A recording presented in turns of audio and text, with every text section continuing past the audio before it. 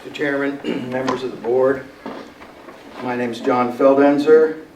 I live at 424 Elwood in Falling Spring on the Jackson River, tailwater about 5 miles below Cedar Creek.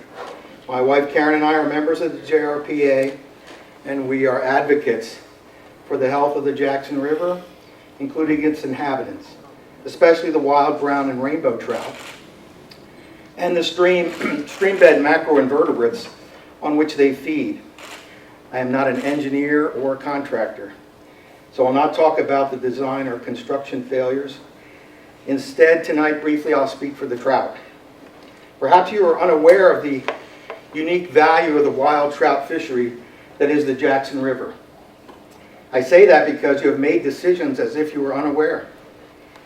In 1997, because of a conflict between landowners and trespassing fishermen, the then VDGIF, which is now the DWR, stopped stocking the tailwater with rainbow and brown trout, and they predicted the death of the fishery. VDGIF's fisheries experts Larry Moen and Paul Buga stated that there were not enough feeder creeks or food biomass to sustain the trout. Well, they were very wrong. For several years, the trout population did decline. But within 5 years, the population of wild and brown trout were rising. And why is that? Because the trout found feeder creeks and streams where they could spawn, creeks like Cedar Creek. According to the DWR's Wild Trout Management Plan, the Jackson tailwater contains, quote, the most significant wild brown trout population in Virginia. It also includes rainbows. Now, DWR has confirmed that the two greatest threats to the trout population in Virginia are physical habitat degradation and sedimentation.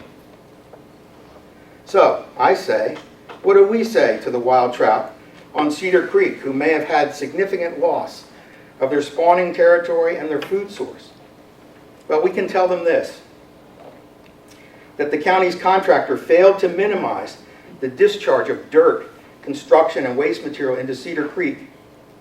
Virginia's Water Quality Certification number 11 mandates that, quote, temporary disturbances in surface waters during construction shall be avoided and minimized to the maximum extent possible.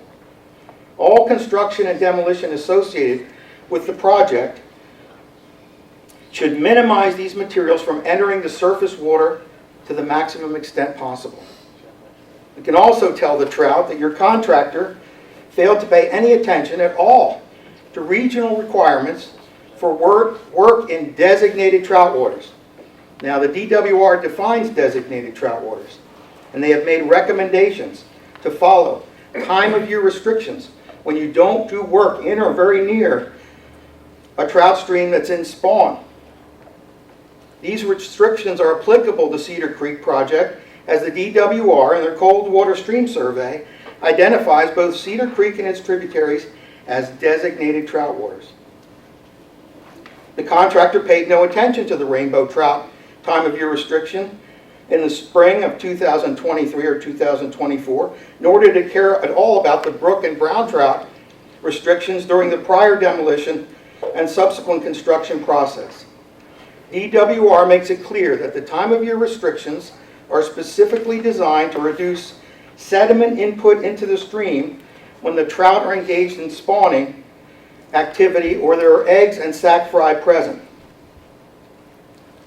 Ted Turner of Virginia DEQ has stated, and this is a quote, there is not enough historical fish community population data from Cedar Creek to determine if there have been any negative impacts from the Jackson River Trail construction activities over the past 2 to 3 years. Well, he's right. This is true. The DWR cannot make a statistically significant scientific impact statement regarding Cedar Creek. And the reason is they don't have the data. They don't. They surveyed that stream in 1993, then didn't touch it for 23 years. The next survey is 2016. And then again in 2022 and 2 weeks ago. You can't make statements on data like that. And please understand that comparing populations of warm water minnow species in a DWR survey like they did 2 weeks ago is not an impact study on the trout. The trout, amongst the other fish on Cedar Creek, are apex predators. They are more sensitive to high temperatures, low oxygenation, low flows, and food biomass than their smaller warm water brothers. They will be the first fish to go as their environment is degraded. In addition, a significant number of mature trees have been cut down at the site, and this removes some of the overhead canopy, which keeps the water cool. Other inhabitants in Cedar Creek not even being talked about or measured are the stream bed macroinvertebrates. These are the bugs that live on the bottom and which to feed the trout and others. They are indicators of healthy water. Think of them as canaries in a coal mine. They are the first to die from pollution. These aquatic insects have been negatively impacted by the unpermitted discharges of large amounts of earthen fill and other materials into Cedar Creek over the past 2 years. The extent of the damage is not known.